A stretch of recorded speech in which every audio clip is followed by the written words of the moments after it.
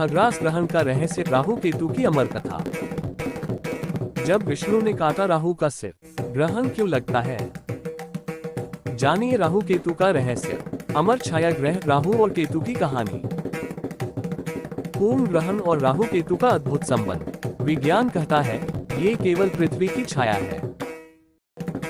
पुराण कहते हैं ये राहु केतु की अधूरी अमरता और प्रतिशोध की छाया है। सुनिए विज्ञान और पुराण क्या कहते हैं। खग्रास चंद्रग्रहण क्यों होता है? चंद्रग्रहण तब होता है जब पृथ्वी सूरज और चांद के बीच आ जाती है। उस समय पृथ्वी की परछाई अमृत चांद पर पूरी तरह पड़ती है। जब चांद पूरा ढक जाता है उसे खग्रास चंद्रग्रहण कहते हैं। वैज्ञानिक दृष्टि से पृथ्वी की परछाई में आने से चांद पर लाल तांबई रंग दिखता है।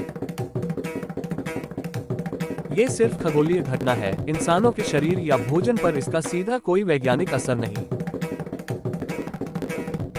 धार्मिक आध्यात्मिक दृष्टि से भारतीय ज्योतिष और पुराणों में चंद्र ग्रहण को राहु केतु का प्रभाव माना गया है। राहु छाया ग्रह को अमृत पीने की वजह से अमृतत्व मिला था, पर विष्णु ने उसका सिर काट दिया। तभी से राहु और केतु सूर्य चंद्र को रिश्ते हैं ग्रहण लगाते हैं। चंद्र ग्रहण के अच्छे और बुरे प्रभाव।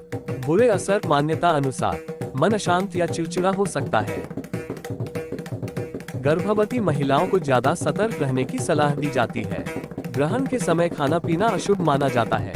अच्छे असर, ध्यान और साधना में कहा जाता है कि इस समय मंत्र जप और साधना का फल 1000 गुना बढ़ जाता है।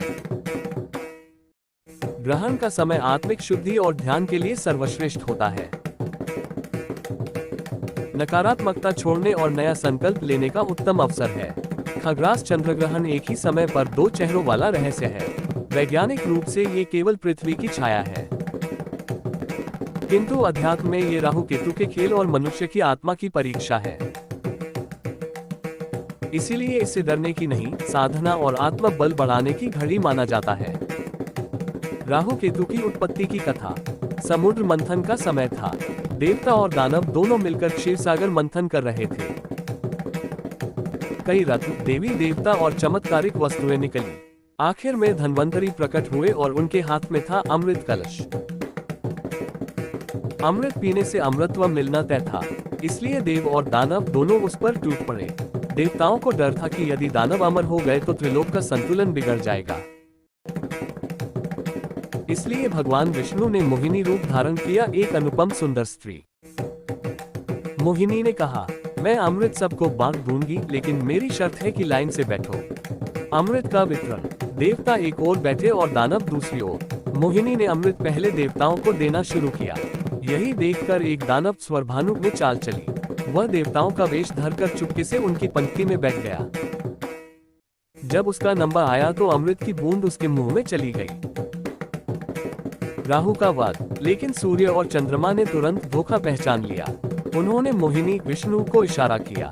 तुरंत भगवान विष्णु ने सुदर्शन चक्र से उसका सिर धड़ से अलग कर दिया। अमृत उसके गले से नीचे नहीं उतरा था, पर मुंह तक पहुंच चुका था। इसीलिए उसका सिर और धड़ दोनों अमर हो गए।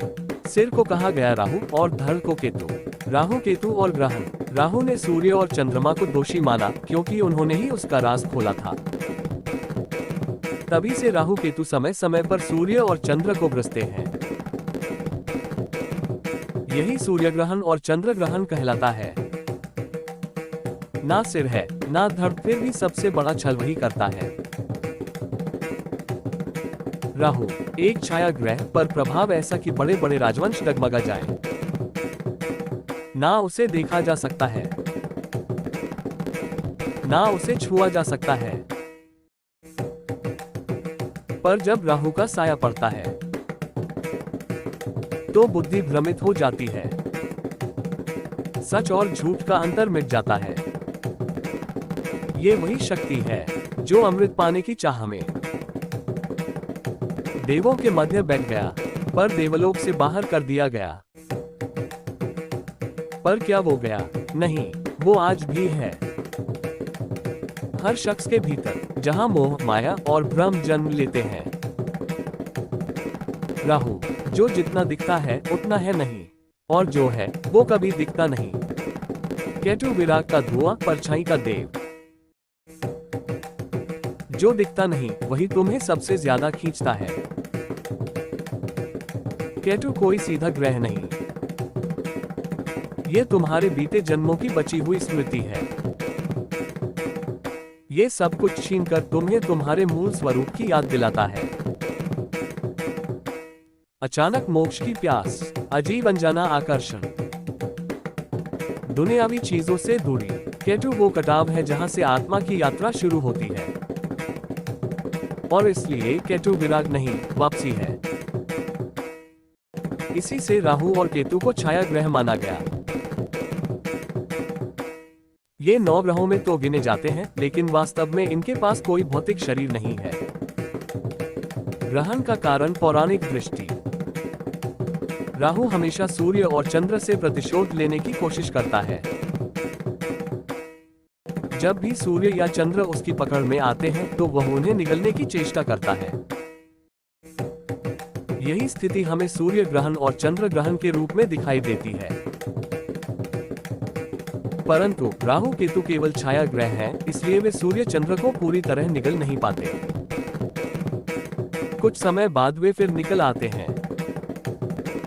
ज्योतिषीय दृष्टि से प्रभाव। राहु केतु को कर्मफलदाता और माया का स्वामी कहा गया है। खग्रास चंद्र ग्रहण पूर्ण ग्रहण के समय इनका असर और भी गहरा माना जाता है। कहते हैं कि इस समय मनुष्य की मानसिक स्थिति प्रभावित होती है और साधना करने वाले योगियों के लिए ये समय आत्मिक शक्ति प्राप्त करने का अवसर बनता है।